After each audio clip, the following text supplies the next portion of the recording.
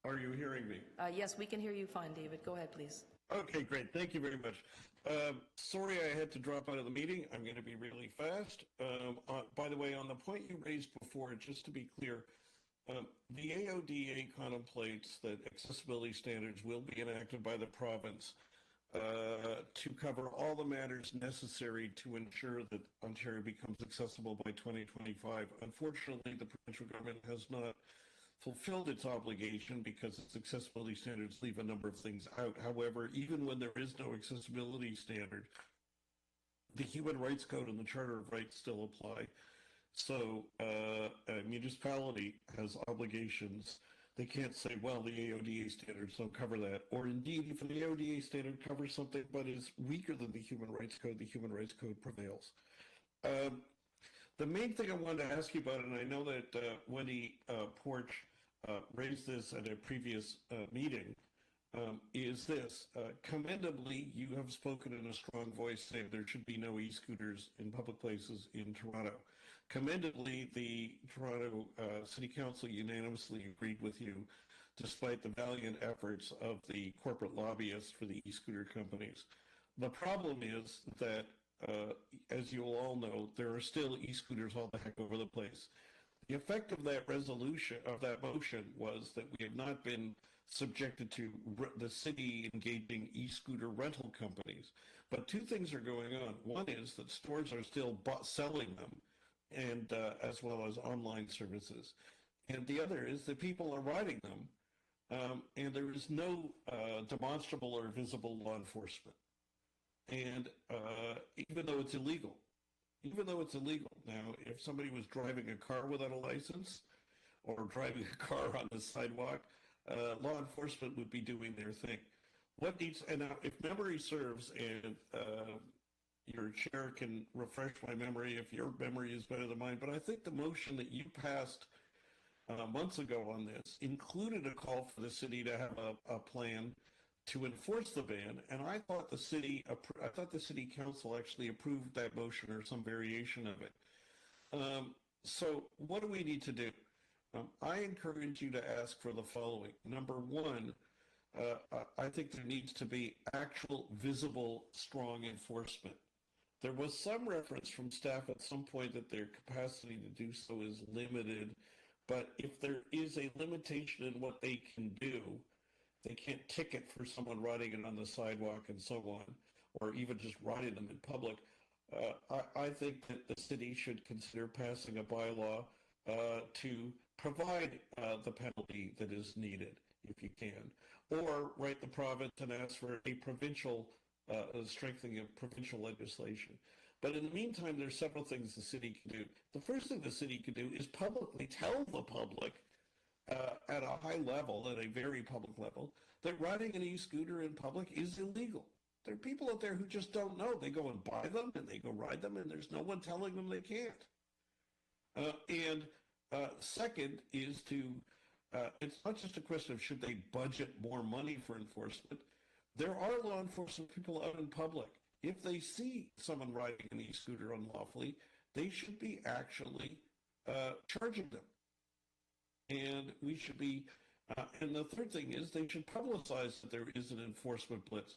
Now that could include giving public notice that we're going to start enforcing, give a little grace period so that people know, so it isn't just a sort of unexpected, but let people know, and then within a few weeks, take action if they disregard it. The last thing I want to tell you before I wrap up is that just days after the City Council in Toronto commendably voted not to allow e-scooters, I was in a public park with my spouse who was sighted, and a child comes whipping by, I don't know, 12-year-old or something, on an e-scooter, and kept whipping right near me. And so I said, you know, you're not allowed to do that. And eventually the child's grandfather told my wife, said, it's perfectly legal, said the grandfather. I'm a lawyer and I know it's perfectly legal to ride an e-scooter. This was a 12-year-old riding an e-scooter in a public park on a path where we were trying to walk. So, like, there is, this needs to be converted into action. And I think it's time that we get some leadership from the top on this. Welcome any questions and any advice you can give the city to help push this. Thanks so much. And thanks for all your hard work on all the important issues you've been debating. Thank you very much, David, and thank you for being here. And I know you've had a busy day, so I appreciate you coming back. Any questions for David Lepofsky? Seeing none, thank you very much. Okay. All right, take care. Thanks, David. Are there any speakers to the item? If not, then oh, sorry, go ahead, Jason.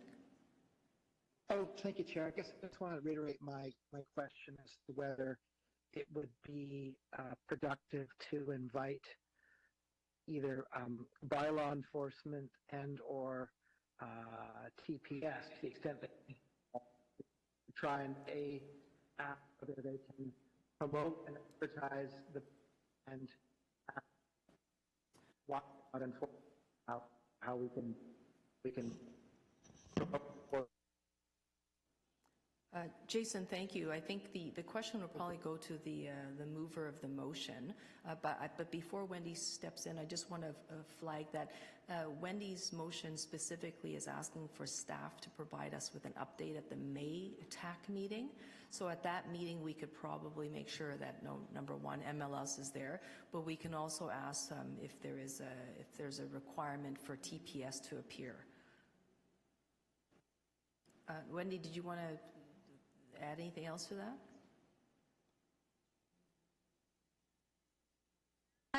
No, I guess I would also ask you, Councillor, would it be recommended, and other committee members, we could articulate TPS and MLS specifically in the motion itself if it's not clear enough.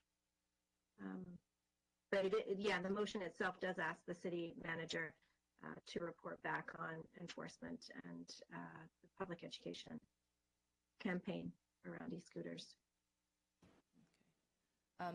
Yes, Wendy, so thank you. I think, as the chair, I could make sure that we make those invitations to those divisions to come, the departments to come. And I do recognize that much of it will be sitting under MLS. So at the very minimum, we'll have MLS staff here, and hopefully they will be accompanied by the other enforcement bodies. So I'll take that on, Jason. I don't think we need a motion because it is coming back to this committee in May.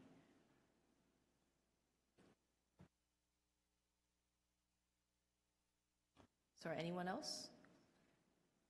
Okay, if none, then we just have the motion from the letter before us. All those in favor of the motion? Okay. Any opposed? That carries. Thank you.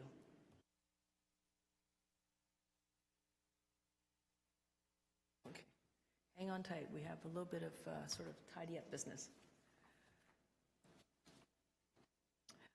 I do have a motion. The motion is that the Toronto Accessibility Advisory Committee excuse the absence of Miranda Frey, Glenn Hart, Liv Mendelson, and Michael McNeely from the February 22nd, 2022 Toronto Accessibility Advisory Committee meeting. All those in favor? Any opposed? That carries. Thank you very much, everyone. That brings us to a very early end of the agenda. We'll be happy to give you back your 8 minutes. It's great to see everybody on the screen. I cannot wait to see you folks in person, especially as we're hearing that some of the restrictions are being lifted. I suspect that the clerks will let you know before our next meeting about whether or not we continue to stay online or perhaps there's an option of a hybrid model. I might be jumping the queue. The only reason I'm saying that is because City Council's next meeting will be a bit of a hybrid meeting. So I suspect we'll have